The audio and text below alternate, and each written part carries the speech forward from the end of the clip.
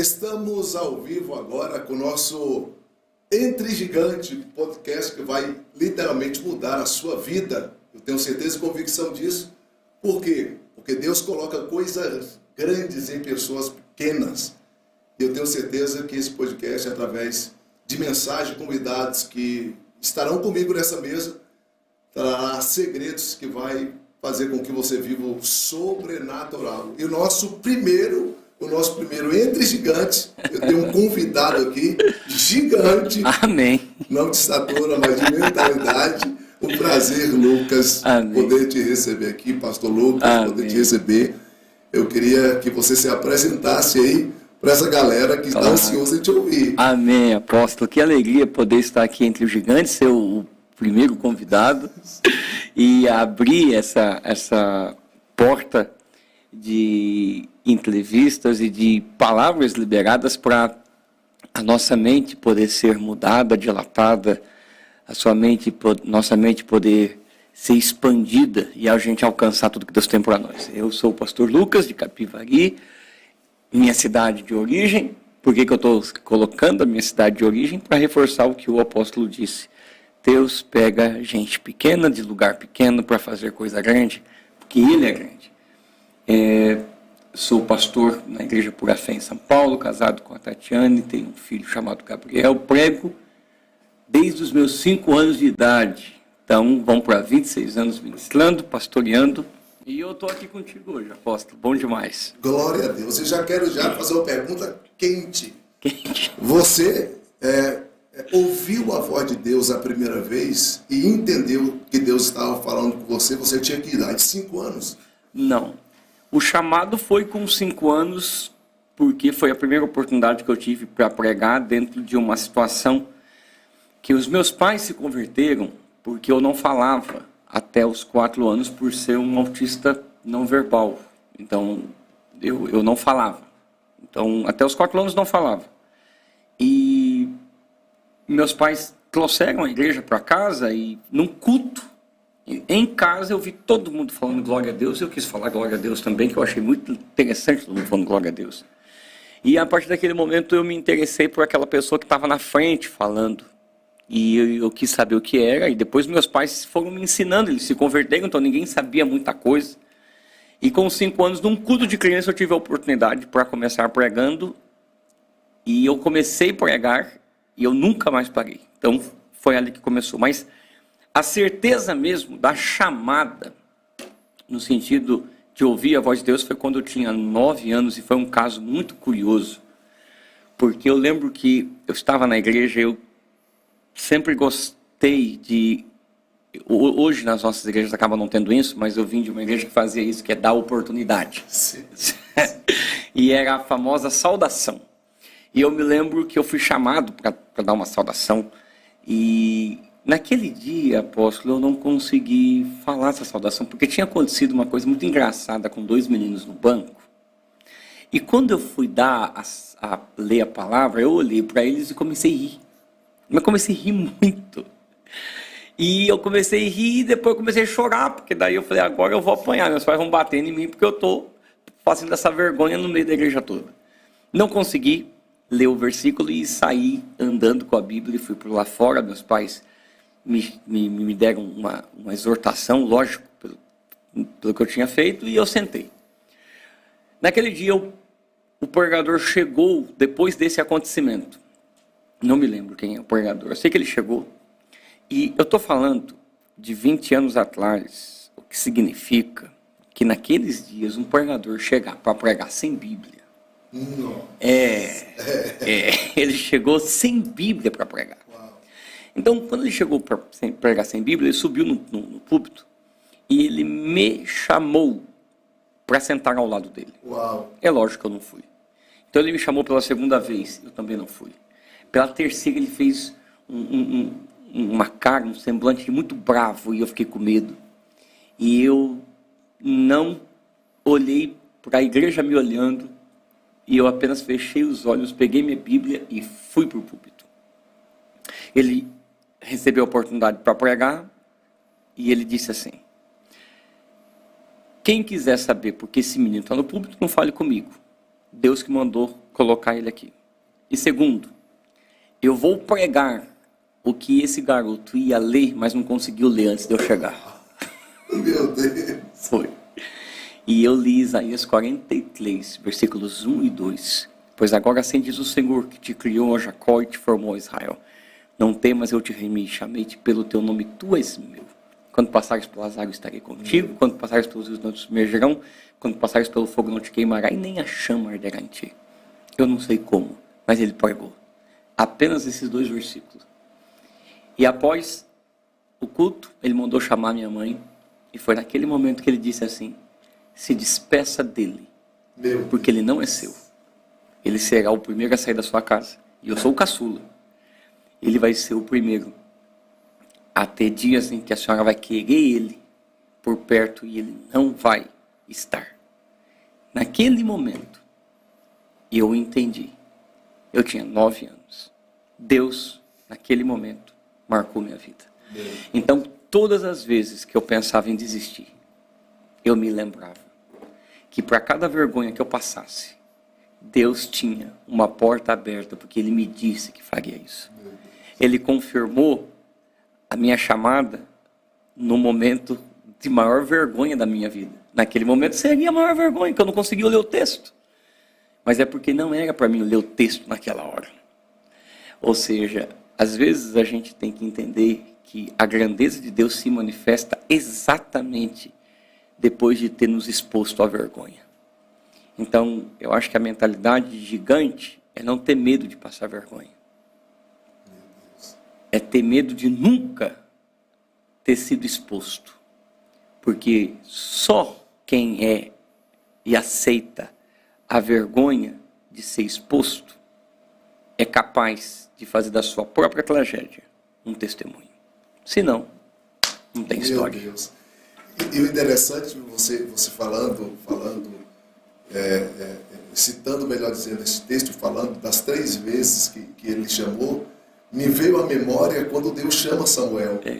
Porque a Bíblia diz que Deus não falava, né? Naquele tempo, havia um silêncio de Deus. E aí Deus vai chamar Samuel por 3 vezes. E aí na 3ª vez que ele bate na porta de Eli, ele vai dizer para Samuel: olha, se ele te chamar de novo, em outras palavras, ele não fala com ninguém. Ele falou com você 3 vezes.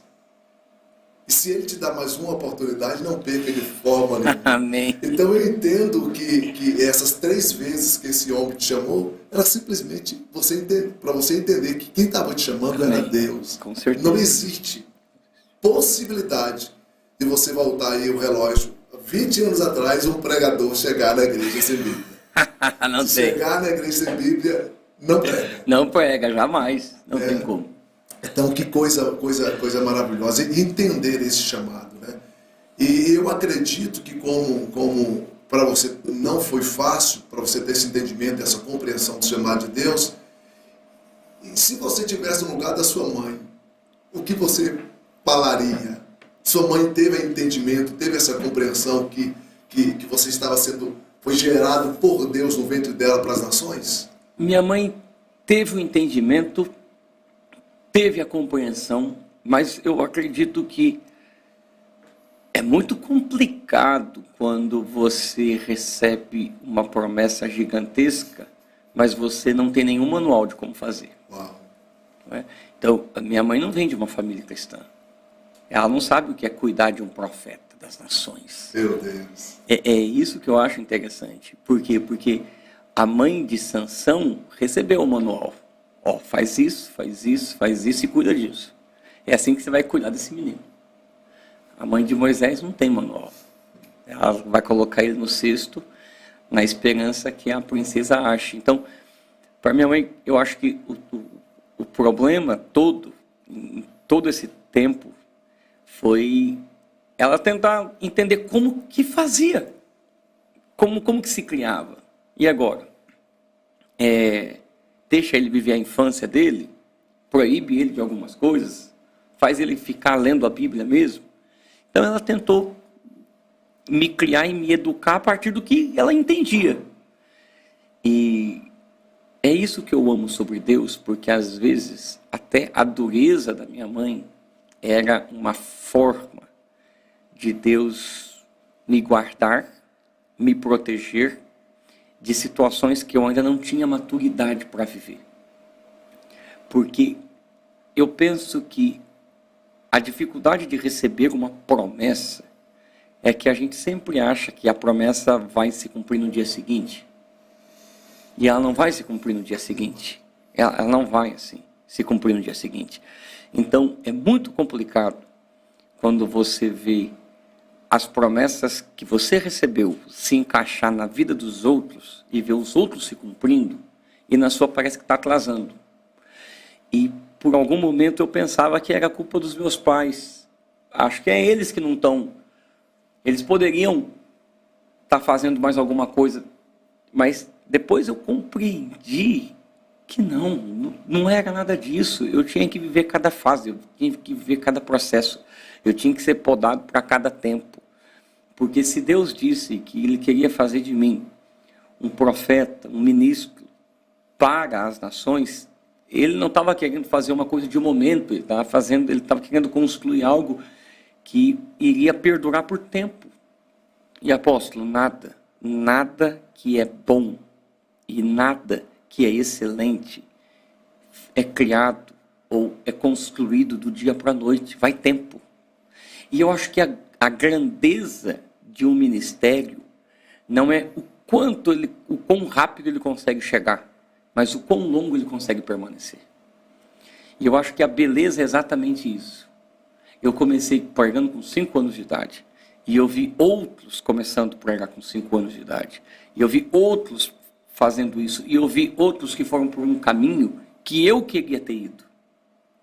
O caminho de transformar aquilo em uma autoimagem, um caminho de fazer daquele ministério um bom negócio, até porque quem não se encanta de ver uma criança pregando? Sim. E o problema que isso poderia me trazer, então, ou seja, sem viver nada disso, já foi um processo complicado, é que às vezes muitos pais chegam assim e falam assim, eu queria que meu filho pregasse. Eu digo, você tem que ensinar o seu filho e a sua filha a amar o Senhor Jesus e ser discípulo de Jesus. Se Deus quiser chamar eles para pregar, Deus sabe como fazer, porque há um processo inegável de adultização também. Sim. No sentido, porque eu sei o que eu vivi. E olha que meus pais nunca me forçaram a nada. Então, o que eu estou dizendo é, Deus sabe como fazer conforme o seu tempo. E eu acho que esse é o processo. E se existe uma coisa que foi um legado que minha mãe me deixou, e que ela sempre me lembra, é o fato de que se eu recebi um propósito de Deus, então é só em oração e falando com Deus que cada dia mais isso vai ficar claro na minha vida. E dentro do que você está falando, para a maioria das pessoas, a beleza da árvore está nos seus frutos. Exato. Mas, na verdade, o sustentar dessa árvore está nas suas raízes. Exatamente. Então, não existe frutos permanentes e duradouros se você não tiver raízes profundas. E existem pessoas que ela está tão encantada com os frutos que ela não está preocupada com as raízes. Porque ninguém vê raiz de árvore. Mas é justamente essas raízes que fazem com que você dê fruto permanente. E se você não tiver por trás de você pessoas que no mínimo tenham temor a Deus, ela vai negociar o inegociável. Exato. Porque dentro das propostas que vão chegar, como chegou várias propostas para você, se você não tem um coração totalmente temente a Deus, você vai caminhar com a identidade que não é sua. Exato. Porque eu ouvi Josué Gonçalves falando uma frase que eu achei fantástica. Ele disse, o que nasce grande é monstro e morre cedo. Exato. Então nada nasce grande, né? Nasce pequeno e vai crescendo no longo da sua caminhada. E as raízes é a bênção de você ter uma nova chance. Porque no processo, várias vezes seremos podados. E às vezes a poda é de Deus e às vezes a poda é de invejosos. Ué, faz parte. Mas ter raiz é ter a certeza de uma nova chance. Não foi isso que o Jó disse? Que embora o Jó estava querendo contrastar o fato de ele não ter esperança e uma árvore ter esperança, Mas o que o Jó não sabia é que Deus faria dele uma árvore. E que ainda que cortasse e deixasse só as raízes ao cheiro das águas, ela brotaria. Ou seja, a grandeza de ter uma raiz é a chance de recomeçar quantas vezes for necessário. Então, eu aprendi que nunca abrir mão de ter raízes fortes. A questão é que para ter raízes fortes, você tem que suportar o tempo do silêncio, da escuridão, de ficar debaixo da terra, ninguém te vê, mas faz parte do processo. Se eu quero não apenas começar, eu quero ir até o fim. Apóstolo, tem uma palavra que Deus me ensinou. Deus me disse: Lucas, você quer o quê? Você tem dois tipos de construção na sua vida. Você quer uma construção rápida ou você quer uma construção para as tempestades? Quando Jesus disse que existe dois construtores, aquele que fez a casa na areia, o que fez a casa na rocha, Lucas vai deixar bem claro que eram os mesmos terrenos. A diferença é que um cavou mais. Ou seja, eu estou dizendo que às vezes as pessoas reclamam, mas o que na verdade diferencia uma da outra nem sempre é as diferenças de oportunidades. Mas é que um cava, o outro não. O outro, as pessoas podem estar no mesmo evento, ouvir as mesmas pessoas, ter as mesmas oportunidades do mesmo podcast, mas tem gente que vai ouvir isso aqui várias vezes e anotar. Tem gente que vai ouvir e falar: já ouvi. Então é o cavar até encontrar a rocha que vai definir a construção que você vai ter. E a construção, ela tem que ser para as tempestades. E isso aqui foi muito forte. Por quê? Porque para construir não pode ter tempestade. Mas para a construção permanecer de pé, você tem que pensar que a tempestade vai vir. Então, às vezes, a fragilidade daquilo que construímos é que esquecemos que as tempestades fazem parte da vida, eu querendo ou não querendo. E a única maneira de eu construir algo forte é se eu lembrar de colocar as tempestades na minha agenda. Se a tempestade vai vir, eu tenho que construir para resisti-la. Por que que Noé e a sua família suportou o dilúvio? Porque construiu para a tempestade. Sabe, igreja se constrói para as tempestades. Negócio se constrói para a tempestade. Família se constrói para as tempestades. Eu tenho que construir tão bem construído, na certeza de que um dia, se a tempestade vir, essa casa vai permanecer depois que a tempestade passar. Essa igreja vai permanecer depois que a tempestade passar. É construir para as tempestades. Eu não estou construindo apenas para que vejam. Eu estou construindo para suportar tempestades. Por quê? Porque a notícia vai ser essa: como que essa casa está aí há tanto tempo? Ela foi construída para a tempestade. É de dentro? É de dentro para fora. É um trabalho interno. É um trabalho interno. É um trabalho interno. Uma outra pergunta que eu queria fazer para você é: quais foram os desafios que você encontrou? Porque eu também vim do interior, né? Aí você sai do interior, vai para uma grande capital. Quais foram os desafios que você encontrou saindo do interior para estar numa grande capital como São Paulo? Após, acho que o primeiro desafio meu foi a questão da minha dificuldade de relacionamentos por ser autista. Muito complicada. Ainda é muito complicada. Então, ter que lidar com várias situações é um desafio diário. Então, ter que desenvolver a empatia, ter que desenvolver a resistência, a resiliência, lidar com a questão da rotina, porque, por exemplo, a minha vida hoje, eu não tenho necessariamente a rotina que eu gostaria de ter. Então eu vou ter que ir criando uma rotina diária todo dia. Esse foi o primeiro desafio. O segundo desafio é a mentalidade. A mentalidade é complicado, a mentalidade, apóstolo, e eu explico por que a mentalidade é complicado. Porque eu vim do interior, então eu moro aqui e tudo que eu preciso está ali. E ali, muito ali. Então, você está acostumado a ver a mesma coisa, a ter a mesma mentalidade, a ouvir as mesmas pessoas, e qualquer coisa boa já se torna um ponto fora da curva no lugar que você está. Só que, às vezes, o excelente em uma cidade do interior não é o excelente numa capital. Ou seja,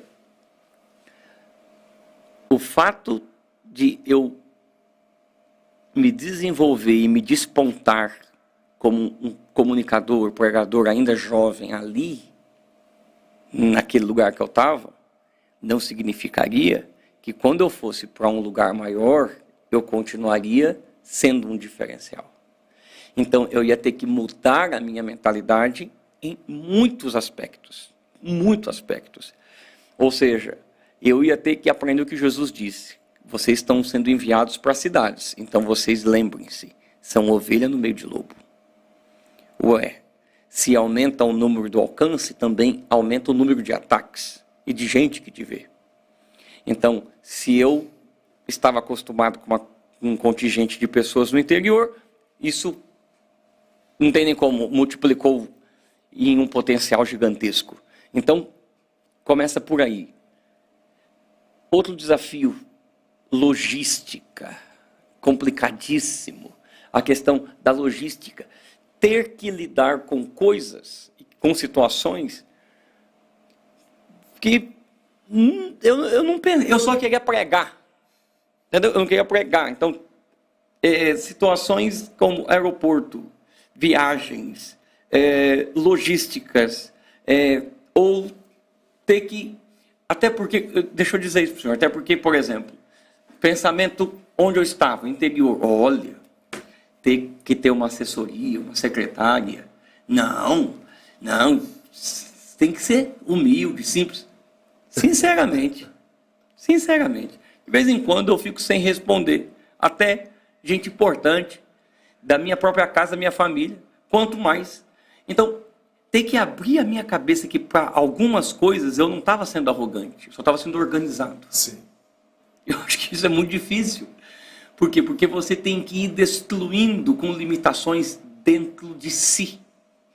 E eu acho que o outro ponto, e esse aqui foi o mais complicado para mim, apóstolo, mais complicado para mim, é que eu mantive pouquíssimas amizades. Outras não pude mais mantê-las. Por quê? Porque por causa do nível de mentalidade, qualquer coisa que eu falasse era entendido como se eu estivesse sendo arrogante ou sobrepor. Por quê? Porque eles ainda olhavam como Luquinhas de Capivari. E eu já não era mais Luquinha de Capivari. Como essência, sim. Mas para o crescimento, eu já não era mais o mesmo Luquinha. Então, quando muda o posicionamento, é natural que você seja mal interpretado. Ou seja, Nazaré não consegue suportar Jesus. Por quê? Porque eles ainda estão olhando para ele como o carpinteiro. E ele já encerrou esse ciclo. Então a dificuldade é que como as pessoas não suportam que a gente tenha avançado para a excelência, e a excelência bota luz na mediocridade, então a raiva não é que eles viram a gente crescer. A raiva é que essas pessoas, elas olham para si mesmas e vê que o problema nunca foi o lugar. Nossa. Sempre foi o posicionamento. Então, elas não me chamam de arrogante porque têm raiva de mim. Elas têm raiva de si mesmas.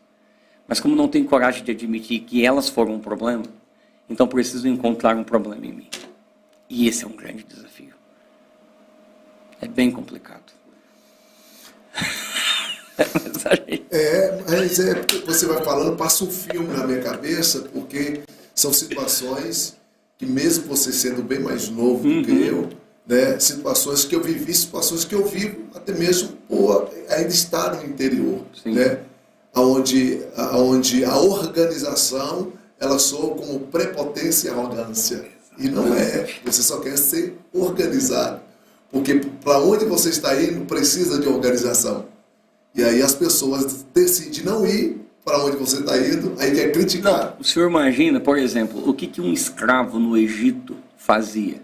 Palha, pegava palha e fazia tijolos de barro, não é isso? Sim. Só que eu estou falando em Êxodo 2. Eu vou para Êxodo 26, a roupa de um sacerdote que é escravo tem ouro, tem pedra preciosa.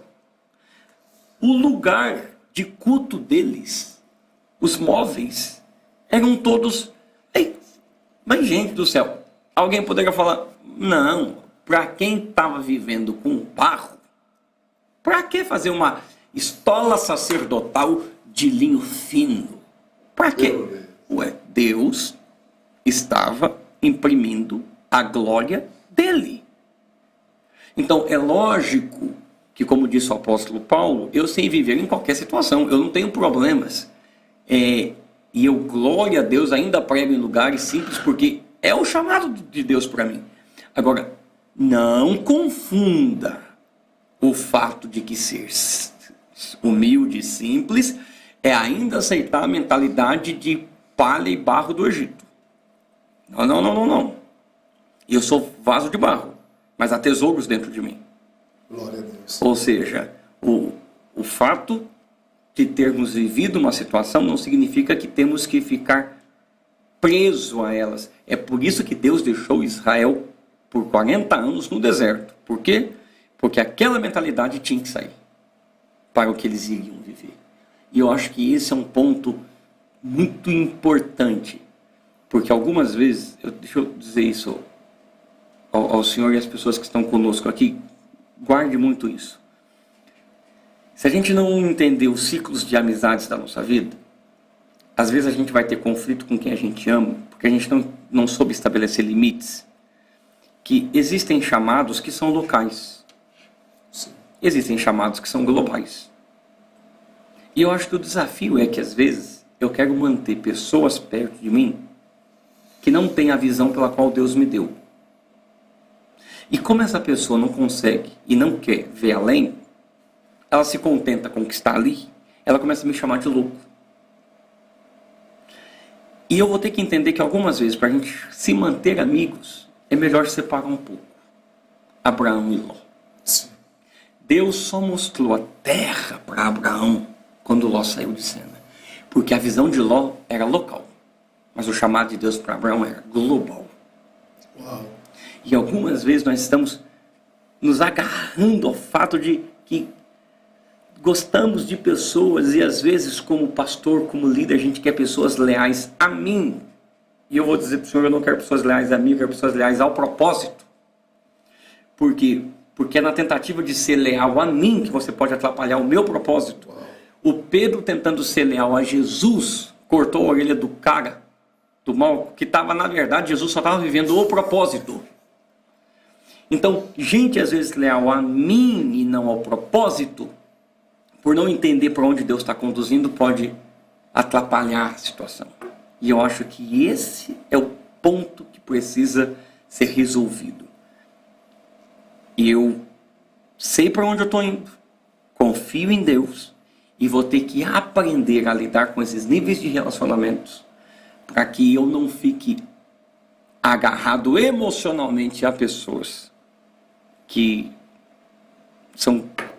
vão se tornando parasitas. Ou seja, um relacionamento que não há um fluir de ambas as partes, apenas um sugar. E aí vai ficar complicado. Ou seja, algumas vezes, para continuar avançando, tem que deixar Jonas sair do barco. Ele vai para o propósito dele, e eu vou para onde eu vou, e o reino de Deus vai avançando. E essa é uma das tempestades que nós enfrentamos no longo da vida. Exatamente. Se você não tiver edificado para a tempestade, você vai querer edificar na tempestade. Exatamente. Aí dá ruim. Fica muito difícil. Fica ruim. E quando nós falamos de entre gigantes, existem pessoas que elas já olham por nome, já dizem, cara arrogante, prepotente. Entre gigantes é justamente ter essa mentalidade. E quando você tem de fato uma mentalidade, você usou um texto no carro, gente, fugiu agora da minha memória. De Paulo, 2 Coríntios 6, dilatai-vos. Dilatai-vos. É quando você tem a sua mente dilatada, aberta, você suporta esse tipo de desafios. Porque eu estava até falando com minha esposa, eu falei, olha, para mim, que recebi uma visão de Deus, foi difícil. Imagine para as pessoas que estão recebendo uma visão de Deus através de mim. Uma outra coisa também que é muito difícil, falar de picanha maturada, para quem está acostumado a comer cebola e pepino. É verdade. Então, se você não tiver maturidade suficiente para lidar com essas pessoas, você acaba matando elas também. Você acaba pisando, atropelando algumas pessoas. Então, é até a maturidade que Abraão teve. Ló, até aqui nos ajudou o Senhor. Daqui em diante, você vai seguir a sua vida e eu vou seguir a minha. E quem sabe, é o que eu penso, quem sabe de fato quem ele é e quem ele está servindo, ele sabe para onde ele vai. Porque independente da geografia que Abraão pisasse o pé, ele sabia que a prosperidade ia chegar. Então quem tem mentalidade gigante, ele entende a coisa. A geografia pode ser limitada, mas a visão não tem limites. Então você está lá no interior e aí de repente Deus começa a te mostrar. Não, Deus não te mostrou São Paulo. Deus não te mostrou Brasil. Deus te mostrou as nações. E aí quando você olha para o tamanho do chamado que Deus tem para a sua vida e olha para o seu tamanho, e agora? Como que... Aí eu penso, né? Quando Deus chama Davi, o processo, Deus chama Davi, vai ungir ele 3 vezes. Primeiro Deus vai ungir Davi dentro da casa dele, depois Deus vai ungir ele na parentela em Judá, depois em toda Israel. Porque Deus não trabalha de fora para dentro. Deus sempre vai trabalhar de dentro para fora. E esse trabalhar de dentro para fora, às vezes é doloroso demais. Por quê? Porque a gente não vê. Mas a gente sente. Exatamente. A gente não está vendo nada, mas a gente está sentindo tudo. Porque é doloroso ouvir grandes promessas, mas de repente você está vivendo uma vida pequena demais. E a gente não entende que o que Deus está fazendo é te escondendo, o que Deus está fazendo é que você desça cada vez mais. Porque quanto mais profundo você for, mais extenso você vai se tornar. E para entender isso aí, Lucas, nos seus 20 anos de ministério, foi fácil? Não. A primeira vez que eu me deparei com essa expressão de estar entre gigantes foi quando eu li um livro do John Maxwell, que é Correndo com os Gigantes. Primeiro já me assustou, correndo com os gigantes. Como assim correr com o gigante? Eu pensei que eu ia lutar contra os gigantes, não correr com os gigantes. E ele me fez lembrar do texto poderoso de Hebreus 11, que é a galeria dos heróis da fé. E Hebreus 12 continua dizendo sobre correr a corrida da carreira que nos está proposta com uma nuvem de testemunhas. E uma das interpretações do que poderia ser a nuvem de testemunhas é os heróis da fé de Hebreus 11. Então é correr com os gigantes, ou seja, é continuar a mesma corrida que eles começaram. E os gigantes que estão falando é o de Hebreus 11. O que me deu muita esperança. Por quê? Porque os gigantes, os heróis da fé de Hebreus 11 não eram perfeitos, eram perseverantes. Uau! Todos eles tiveram as suas dificuldades, todos eles tiveram os seus defeitos, mas nenhum deles desistiram. Por isso que é uma corrida olhando para o autor e consumador da fé. E essa é uma verdade que eu aprendi com Jesus em Apocalipse. Qual é? Ao que vencer, não é ao que chegar primeiro. Então, ainda bem que não é ao que chegar primeiro, é ao que vencer. Eu tenho que manter a corrida. E manter a corrida vai exigir prudência em saber a hora de acelerar, nunca parar. Mas, às vezes, é aquilo que a Bíblia chama de correr com paciência. Cuidado para não dar o pico na hora errada. E quando você precisar, não tem fôlego. Então, aprenda a lidar com isso. A segunda vez que eu me deparei com essa expressão gigantes, e aqui entra a resposta, foi com o livro Correndo com os Cavalos, de Eugene Peterson, quando ele fala de Jeremias.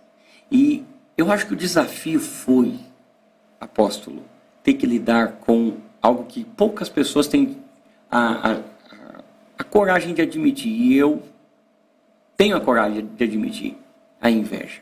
Uau. Por quê? Porque quando você tem um monte de promessa e você não vê ela se cumprindo na sua vida, no tempo que você queria, e vê nos outros, e algumas vezes acontecendo nos outros, e você sabe quais foram os caminhos tomados nos bastidores para aquela pessoa chegar, Ah, dá muita raiva. Meu Deus. É muito... Se Asaf, que trouxe o céu para a terra, foi capaz de derramar o seu inferno diante do céu, quando Asaf disse no Salmo 73, Deus é bom, e isso não tem nada a ver com ele, mas quanto a mim, eu quase me desviei, tendo a inveja dos ímpios. Uau. E o profeta Jeremias, no capítulo 12, diz, Deus, quem entra numa batalha contigo, perde. E mesmo eu sabendo que eu vou perder, eu vou batalhar.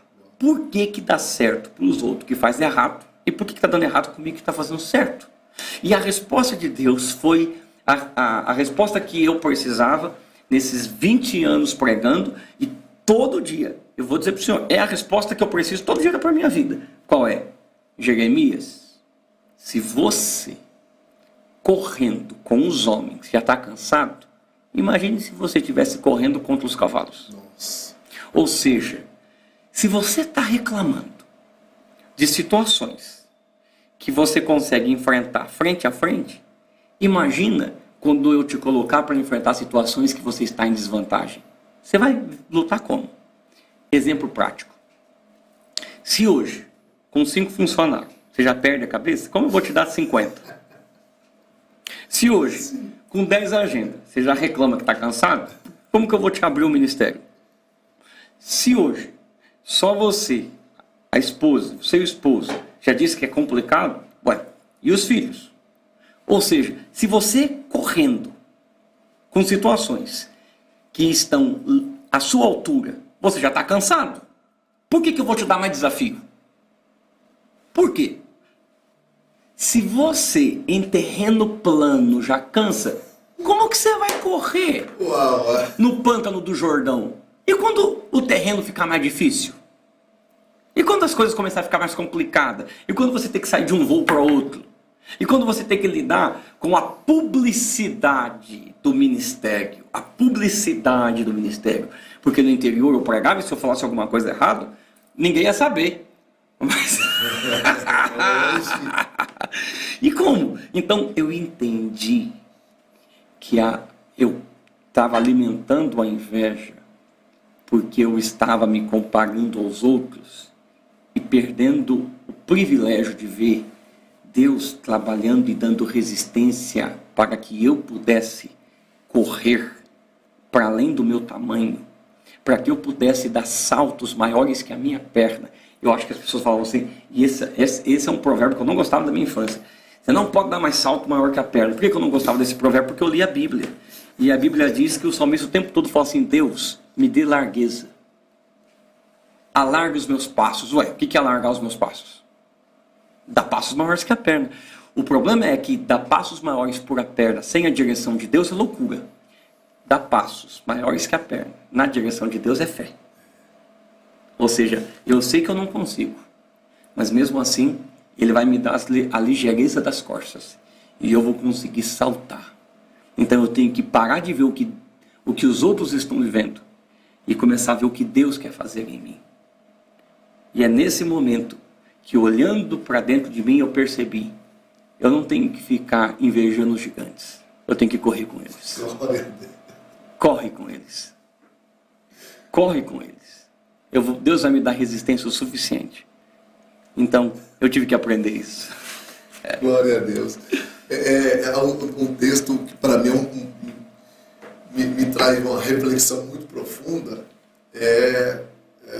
Atos, capítulo 16, quando Lucas fala sobre a dificuldade que Paulo e Silas ambos viveram durante o dia inteiro e já na viração de um dia para o outro, aí ele coloca assim, e perto da meia-noite, Paulo e Silas cantavam hinos e adoravam a Deus, e os outros presos o ouviam.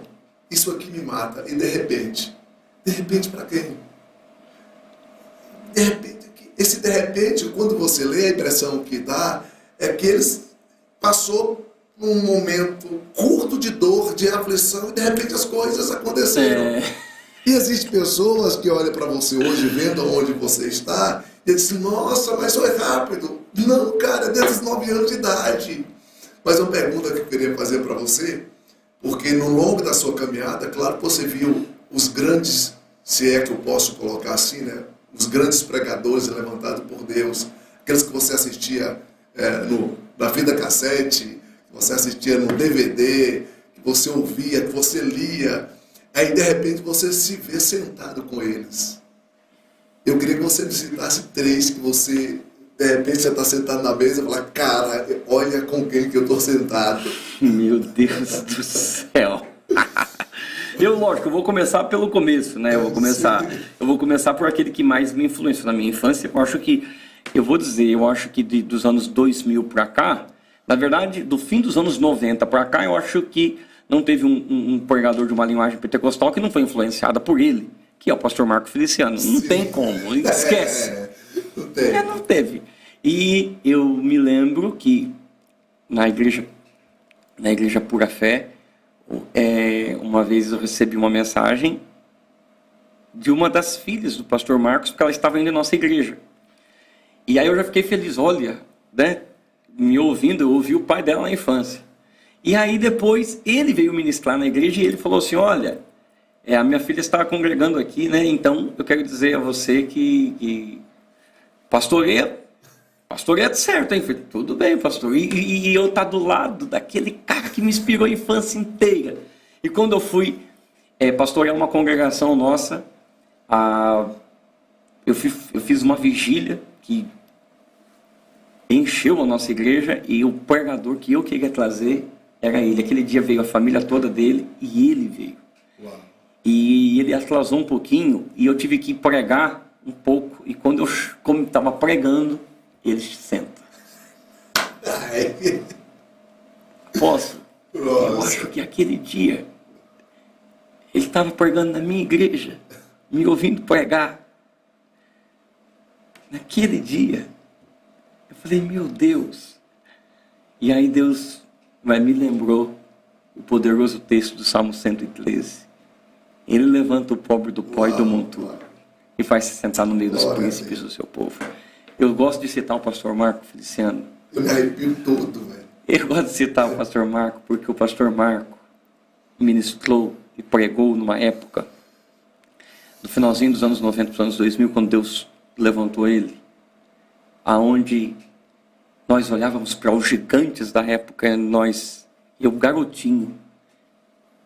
Mas será que tem chance para nós quando você olhava para o apóstolo, para o Gesiel Gomes, para o Gilvan Rodrigues, para o Gilmar Santos, em uma outra linhagem, uma linhagem não pentecostal, mas nós tínhamos outros, por exemplo, na década de 80, nós tínhamos ali o Caio Fábio, depois o pastor Silas Malafaia na televisão, já assim, e assim, aí, meu Deus, será que tem chance para a gente? Aí de repente vem o pastor Marcos com 20, 28, 26, 27, e aí aquela esperança de que Deus pega a gente que do nada e levanta. Então o Marco foi, com certeza o Marco foi essa experiência assim surreal na minha vida. Então, e eu ainda tenho contato com ele, poder falar com ele, pastor Marcos, eu amo demais a vida do pastor Marcos Feliciano. Teve que ir na sexta-feira aqui na cidade. Que maravilhoso. E você falando aí rapidinho, eu me lembrei de uma palavra profética pregada por ele em Camboriú, que foi o sonho de José. Nossa. O sonho de José fez com que a gente acreditasse que Deus iria nos levar a... Não, quem da nossa época, essa mensagem, o sonho de José, foi maravilhoso.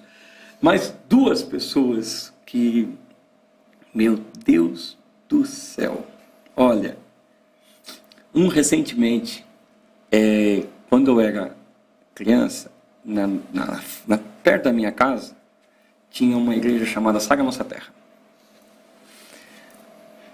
E quando eu era criança eu tinha um sonho de pregar na Saga. Sonho. Passou o tempo. Nunca preguei na Saga. Mas esse ano eu recebo um convite para ministrar na Saga em Brasília, que é a sede. Uau. E eu recebi uma mensagem até... Na hora, quando acontecem coisas assim, eu falo com meu pai espiritual, o meu bispo, o bispo Bruno, e eu recebo uma mensagem que o bispo Rodovalho queria me ver. O Robson Rodovalho. E eu, meu Deus do céu, eu comecei a tremer. E aí, há poucos dias atrás, eu estava pregando junto com ele, ao lado dele, em 3 conferências juntos. E eu olhava assim para aquele gigante da fé. E eu, um garotinho, eu falei, meu Deus, o que eu estou fazendo aqui? E ele me disse, Deus está te levantando um profeta para um novo tempo. Então é por isso que você precisa estar aqui. Então, ele também, com certeza, o bispo Rodovalho, com certeza, foi maravilhoso de poder pregar. E ele ali me ouvindo, eu falei, meu Deus do céu. Ai, Senhor, se eu falar alguma coisa errada, que ele me corrija. E eu acho que o último, não menos importante, muito pelo contrário, eu ainda não tive o privilégio de pregar ao lado dele, mas de poder estar participando do mesmo púlpito que ele, do mesmo evento que ele, tá ali junto, vivendo tudo que Deus está fazendo, com certeza, foi o pastor Silas Malafaia, pelo fato da minha infância toda assistindo ele na TV. Então, independentemente das opiniões, o evangelista que o pastor Silas e todo dia na Band, eu peguei na época da Band, teve RTV, depois a Band, teve a Record, e eu ouvia e levantava para a escola 5 da manhã, ele começava a pregar 5h30 o programa dele, e eu assistia até às 6. Várias vezes eu assistia. E uma das mensagens é um texto que eu nunca mais esqueço, 1 Pedro capítulo 1, versículos 6 e 7, para que a prova da vossa fé, muito mais preciosa que o ouro refinado pelo fogo, se ache em louvor, honra e glória na revelação de Jesus Cristo. Eu tinha 13 anos quando eu ouvi essa palavra pela primeira vez. E eu me lembro que ele pregou aquele dia rompendo em fé. Uau. E eu nunca mais me esqueci que eu precisaria romper em fé. Então, estar com o pastor Silas, pregou em nossa igreja, eu abri o culto, eu passei para ele. E aí ele me citou na mensagem que eu tinha citado um texto. Eu falei, meu Deus do céu. Eu acho que foram privilégios assim. E tantos outros. Pastor Cash Luna da Guatemala. Tantos outros que Deus me deu a graça. O meu próprio bispo, meu pai espiritual, o bispo Bruno, que me conheceu quando eu tinha 19 anos. Magro. Então eu acho que foi acontecendo e Deus foi fazendo. E o privilégio de estar aqui entre os gigantes também, porque quando eu vi a arte, aí eu vi o pastor Josué Brandão. E eu já estou dizendo para ele, o senhor já diga para ele, que eu preguei muita mensagem dele, tá? Depois eu tenho que abençoar a vida dele. Eu preguei muita mensagem dele. Meu Deus, me abriu muita porta. Preguei muita mensagem do pastor Josué Brandão, maravilhoso. Então, é um privilégio mesmo viver isso. Glória a Deus, glória a Deus. Como é bom, né, poder ouvir que estes homens marcaram e continuam marcando, né, a vida de muitas pessoas. Exatamente. Uma coisa, sabe, Lucas, já pra gente, já pro final, daqui a pouco a gente vai estar no hotel Dubai. Dubai é uma grande nação. As pessoas que estão nos assistindo, né, talvez você olha para o Lucas, olha para o apóstolo Walter e tantos outros, e você acredita que você não vai chegar lá. Uma coisa que eu queria que todos vocês entendessem, que nenhum gigante nasceu grande. Então o processo é necessário, respeitar o processo. Ontem as pessoas me fizeram chorar demais, né, no nosso culto de ação e graça ao Senhor pelo meu aniversário, porque eles mostraram para a igreja de onde eu saí, porque muitos não sabiam. E quando eles foram mostrando a nossa história, automaticamente as pessoas disseram, poxa, se ele chegou até aqui, eu tenho certeza que eu também posso chegar. Então o gigante não nasce grande, ele se torna grande porque ele se torna uma pessoa totalmente resistente aos processos. Respeite o processo, porque se você suportar o deserto, Deus te coloca no palácio. Com Deus te certeza. coloca no palácio. Então eu quero ser grato, Lucas, o tempo nosso aqui curtinho demais, mas que, Maravilhoso. dependendo de mim, nós não teríamos nem a nossa aula, ou até, mas a gente precisa ir. Para mim foi um prazer muito grande. Prazer, meu apóstolo. Eu tive o privilégio de te ouvir pela primeira vez e não vou me esquecer. Ano passado, no Mergulhados na Presença, e houve silêncio por quase meia hora. Meu Deus do céu, que mensagem. Você que não assistiu ainda, vai ali no perfil do Mergulhados na Presença. E você que não foi no Mergulhados na Presença, vai esse ano, porque Lucas Eu vou estar lá. Eu vou estar lá. Em Vitória da Conquista. Lucas, um prazer muito grande. Prazer, meu apóstolo. Poder te receber aqui. E eu queria que você deixasse aí para essa juventude, deixasse aí para essa geração que te ouve uma palavra, resuma aí em uma palavra para essa geração que acredita que mesmo estando em lugares que ninguém acredita que ela pode sair de lá, mesmo ela olhando para ela e vendo que ela é pequena demais, você acredita que ela pode se tornar grande e sair de lugares pequenos? Uma palavra para a nossa geração que talvez olha para a situação, para a geografia, para o lugar que você está. Às vezes, a grandeza de alguém que se tornará gigante é a capacidade de encorajar a si mesmo. Se você esperar que os outros te encorajem, na maioria das vezes você não vai ter. Até porque você vai começar a decidir a ver além do que eles conseguem ver. Então você tem que se encorajar através da palavra. Seja disciplinado. Disciplinado na sua vida de oração. Disciplinado na sua vida diária todos os dias. Se você não é fiel no pouco, você não pode viver muito. Tem que ser fiel no pouco. Terceiro, agarre as oportunidades e para de ficar escolhendo coisas em situações que você não tem esse direito. Eu estava pregando para qualquer agenda que me aparecia, qualquer culto. Se fizesse um culto perto, eu estava pregando. Porque era o meu momento de aprender e praticar tudo que eu podia. Quarto, não reclame de agenda vazia agora. E use esse momento que parece ser ocioso para você fazer bagagens. Porque quando as coisas acontecerem, você não vai ter tempo para isso. Ou você usa esse tempo para que depois não se ouça da sua boca dizendo: se eu tivesse aquele tempo. O momento é agora. O momento é já. O momento é hoje. E é você quem Deus escolheu. Para de olhar para a sua circunstância.